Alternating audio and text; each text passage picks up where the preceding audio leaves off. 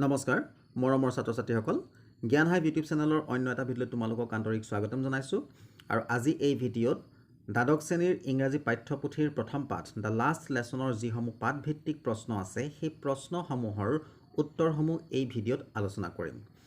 প্ৰথম প্ৰশ্নটো আছে what was Franz expected to be prepared with for school that day. সেইদিনাখন ফ্ৰেন্স স্কুললৈ কি প্ৰস্তুত হৈ যোৱাৰ কথা আছিল। ইয়াৰ উত্তৰটো হৈছে Franz was expected to be prepared with participles that day because M. Hamel had said that he would question them on participles. Franz did not know anything about the participles. Franze সেইদিনাখন স্কুললৈ participles প্ৰস্তুত কৰি যোৱা বা participles খিনি মুখস্থ কৰি যোৱাৰ কথা আছিল কাৰণ M. Hamele কৈছিল যে সেইদিনাখন তেওঁলোকক পাৰ্টিচিপলৰ ওপৰত প্ৰশ্ন কৰিব আৰু ফ্ৰান্সে পাৰ্টিচিপলছৰ বিষয়ে একোৱেই নাজানিছিল। 2 নম্বৰ প্ৰশ্নটো হৈছে what did Franz notice that was unusual about the school that day. সেইদিনাখন ফ্ৰান্সে স্কুলৰ বিষয়ে কি আচহুৱা লক্ষ্য কৰিছিল, স্কুলৰ এটা আচহুৱা আচৰণ বা এটা স্কুলৰ আচহুৱা পৰিৱেশ তেওঁ লক্ষ্য কৰিছিল। সেই আচহুৱা পৰিৱেশটো কি আছিল বা যিটো আনকালে নেদেখা এটা পৰিৱেশ কি আছিল। ইয়াৰ উত্তৰটো হৈছে usually when school began there was a great bustle which could be easily heard out in the street. সৰ্বসাধাৰণতে যেতিয়া স্কুল আৰম্ভ হৈছিল অৰ্থাৎ যেতিয়া স্কুল চলি থাকে তেতিয়া ৰাস্তাৰ পৰাই অতি সহজে এটা হুলস্থুলীয়া পৰিৱেশ বা এটা হুলস্থুল শুনিবলৈ পোৱা যায়। But it was all very still that day. কিন্তু সেইদিনাখন সকলোবিলাক নীৰৱ আছিল, একেবাৰে দেওবাৰৰ ৰাতিপুৱাৰ নিচিনা ঠাণ্ডা হৈ আছিল। Everything was as quiet as Sunday morning. There was no' opening or closing of desk. His classmates were already in their places. The teacher's great ruler instead of rapping on the table was under M Hamel's arm. সেইদিনাখন দেওবাৰৰ ৰাতিপুৱাৰ নিচিনা একেবাৰে চুপচাপ নীৰৱ হৈ আছিল। ডেস্কবিলাক খোলাৰ বন্ধ কৰাৰ কোনো শব্দ নাছিল। তেওঁৰ সহপাঠীবিলাক ইতিমধ্যে তেওঁলোকৰ নিজৰ নিজৰ ঠাইত বহি আছিল আৰু সেই শিক্ষকৰ সেই ৰুলাৰডাল অৰ্থাৎ যিডাল স্কেল টেবুলৰ ওপৰত ঢকিওৱাৰ পৰিৱৰ্তে টেবুলৰ ওপৰত তেওঁ ধাম ধামকৈ মৰাৰ পৰিৱৰ্তে সেইডাল তেওঁ বাহুৰ তলত সোমাই আছিল, এম হেমেলৰ বাহুৰ তলত সোমাই আছিল। 3 নম্বৰ প্ৰশ্নটো আছে what had been put up on the bulletin board. Bulletin বৰ্ডত অৰ্থাৎ খবৰ দিয়া যিখন বৰ্ড বা বাতৰি কাকতৰ বা বাতৰি প্ৰচাৰ কৰা যিখন বৰ্ড আছিল সেই বৰ্ডত সেইদিনাখন কি বাতৰি প্ৰদৰ্শন কৰা হৈছিল বা বাতৰি আছিল। ইয়াৰ উত্তৰটো হৈছে For the last 2 years, all the bad news had come from the bulletin board. যোৱা 2 বছৰ ধৰি সকলোবিলাক বেয়া খবৰ সেই বুলেটিন বৰ্ডখনৰ পৰাই আহিছে। An order had come from Berlin to teach only in German in the schools of Alsace and Lorraine. আৰু বাৰ্লিনৰ পৰা এটা আদেশ আহিছে যে আলছাছ আৰু লৰেনৰ যিবিলাক বিদ্যালয় আছে যিবিলাক স্কুল আছে তাত কেৱল জাৰ্মান ভাষাতহে পাঠদান কৰা হ'ব বা জাৰ্মান ভাষাতহে শিক্ষাদান কৰা হ'ব। The Germans head put up this notice on the bulletin board. আৰু জাৰ্মানসকলেই এই খবৰটো নটিছটো বুলেটিন বৰ্ডত লগাই ৰাখিছিল। নেক্সট আহিছোঁ থিংক এজ ইউ ৰিডৰ প্ৰশ্ন উত্তৰলৈ। 1 নম্বৰত আছে what changes did the order from Berlin cause in school that day. বাৰ্লিনৰ পৰা অহা সেই আদেশে সেইদিনাখন স্কুলত কি কি হাল সলনি কৰিছিল বা কি কি পৰিৱৰ্তন আনিছিল। ইয়াৰ উত্তৰটো হৈছে M Hamel had put on his beautiful dress, his beautiful green coat, his frill shirt and a little black silk cap which was embroidered.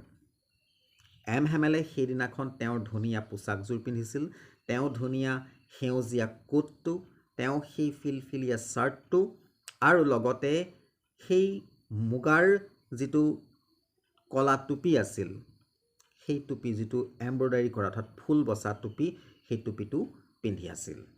The whole school seemed so' strange and solemn. এইটো solemn নহয়, এইটো লাষ্টৰ যিটো N সেইটো উচ্চাৰণ নহয়।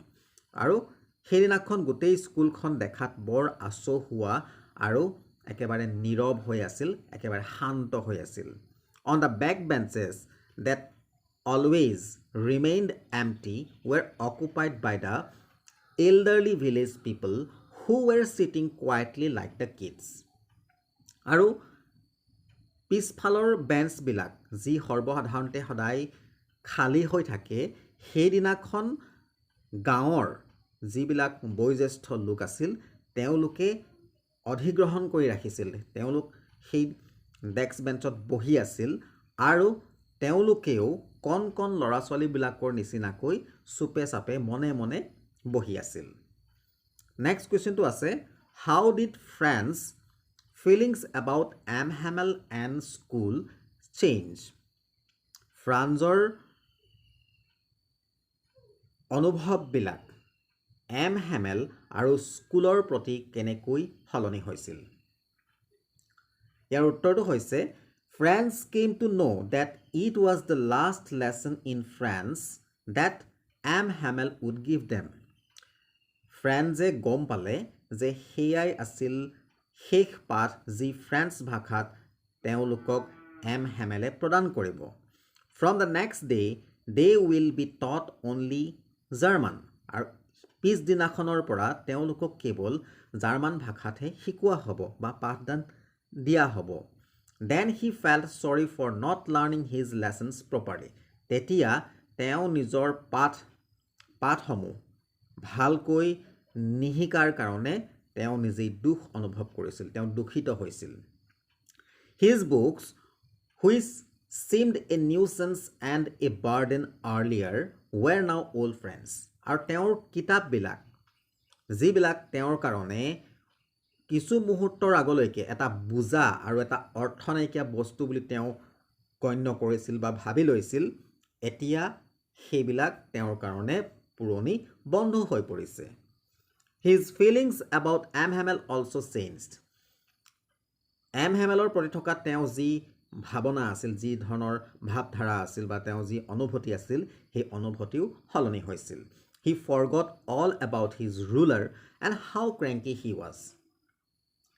ফ্ৰেন্সে M হেমেলৰ সেই স্কেলপাত লাঠিডালৰ কথা পাহৰি গ'ল আৰু লগতে তেওঁ কেনেকুৱা আকুৰগুজ স্বভাৱৰ আছিল। যেতিয়া কাৰোবাক পিটিবলৈ লয় তেওঁ পিটন দিহেৰে বা ধৰা কাৰোবাক তেওঁ কিবা এটা প্ৰশ্ন কৰিলে সেই প্ৰশ্নৰ উত্তৰ লৈহে এৰিব, এনেকুৱা ধৰণৰ তেওঁ আকুৰগুজ স্বভাৱ আছিল।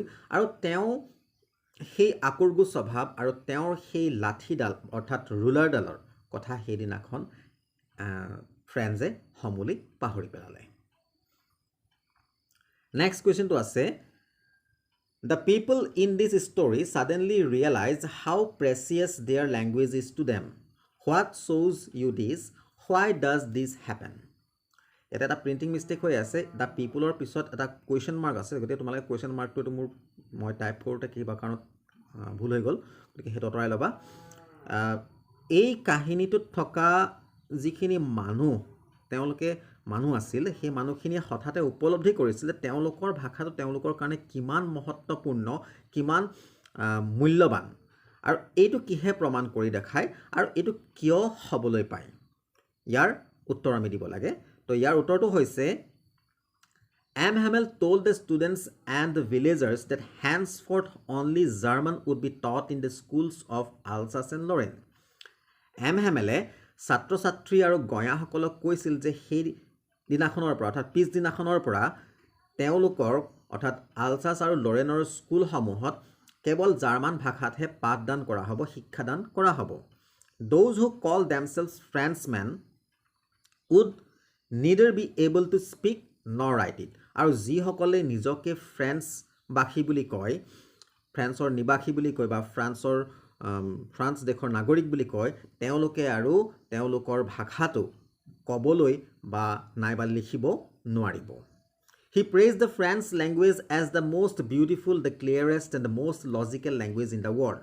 তেওঁ ফ্ৰান্স ভাষাটোক প্ৰশংসা কৰি কয় যে ফ্ৰান্স ভাষাটো হৈছে পৃথিৱীৰ ভিতৰতে আটাইতকৈ ধুনীয়া আটাইতকৈ স্পষ্ট আৰু অতি দাৰ্শনিক এটা ভাষা He said that for the enslaved people their language was the key to their prison আৰু তেওঁ লগতে এইটো কৈছিল যে যিসকল লোক আনৰ দাসত্ব মানি ল'ব লগা হয় বা আনৰ দাস হয় বা বন্দী হয় তেওঁলোকৰ ভাষাটোৱে হৈছে তেওঁলোকৰ বন্দীশালৰ পৰা ওলোৱাৰ এটা চাবিকাঠি Then the people realized how precious their language was to them. তেতিয়া ফ্ৰান্সৰ অৰ্থাৎ আলছাছ আৰু লৰেনৰ মানুহবিলাকে উপলব্ধি কৰিলে যে তেওঁলোকৰ ভাষাটো তেওঁলোকৰ বাবে কিমান মূল্যৱান This shows people's love for their own culture, traditions and country. Pride in one's own language reflects pride in the motherland. আৰু এই প্ৰমাণ কৰি দেখুৱায় যে সেই মানুহখিনিৰ তেওঁলোকৰ যি পৰম্পৰা ৰীতি-নীতি বা তেওঁলোকৰ দেশখনৰ প্ৰতি কিমান ভাল পোৱা আছে নিজৰ ভাষাটোক লৈ যেতিয়া মানুহে গৌৰৱ কৰে তাৰ পৰা প্ৰতিফলিত হয় যে তেওঁলোকে নিজৰ মাতৃভূমিক লৈ কিমান তেওঁলোক গৌৰৱ কৰে নেক্সট কোৱেশ্চনটো হৈছে France thinks will they make them sing in German even the pigeons what could this mean ফ্ৰান্সে ভাবে যে তেওঁলোকে পাৰ চৰাইবোৰকো জাৰ্মান ভাষাত গান গাবলৈ শিকাব নেকি ইয়াৰ অৰ্থটো কি বা কি হ'ব পাৰে তো ইয়াৰ উত্তৰটো হৈছে This comment of France shows a Frenchman's typical reaction to the imposition of learning German, the language of the conquerors. এই মন্তব্য ফ্ৰান্সৰ এই মন্তব্যটোৱে দেখুৱায় এজন ফ্ৰেঞ্চ মানুহৰ এজন ফ্ৰান্সৰ নিবাসী বা এজন ফ্ৰান্স চিটিজেন অৰ্থাৎ নাগৰিকৰ এটা প্ৰতিক্ৰিয়া প্ৰকাশ কৰে যে তেওঁলোকে কেনেদৰে জাৰ্মান শিকিব লগা হৈছে যিটো তেওঁলোকৰ কনকুৱেৰৰ মানে তেওঁলোকৰ ওপৰত যি বিজয় লাভ কৰিছিল অৰ্থাৎ জাৰ্মানসকলৰ ভাষাটো তেওঁলোকৰ ওপৰত জাপি দিয়া হৈছে ইম্প'জ কৰা হৈছে আৰু তেওঁলোকক শিকিবলৈ বাধ্য কৰা হৈছে সেই বাধ্য কৰোৱাৰ যিটো ৰিয়েকশ্যন সেই ৰিয়েকশ্যনটো দেখিবলৈ পোৱা গৈছে Being deprived of the learning of mother tongue would mean cutting off all bonds with the motherland আৰু নিজৰ মাতৃভাষা শিকাৰ পৰা যেতিয়া বিৰত থকা হয় বা তেওঁলোকক মাতৃভাষাৰ শিকাৰ পৰা দূৰত ৰখা হয় ইয়াৰ অৰ্থ এইটোৱে হৈছে যে তেওঁলোকৰ মাতৃভূমিৰ লগত সকলো ধৰণৰ যি বন্দেজ আছে তেওঁলোকৰ যি মাতৃভূমিৰ লগত যিখিনি মিল আছে বা এনাজৰি আছে সেইবিলাক কাটি পেলোৱা বুজায় Teaching the pigeons to sing in German indicates how far the Germans would go in their attempts of linguistic chauvinism.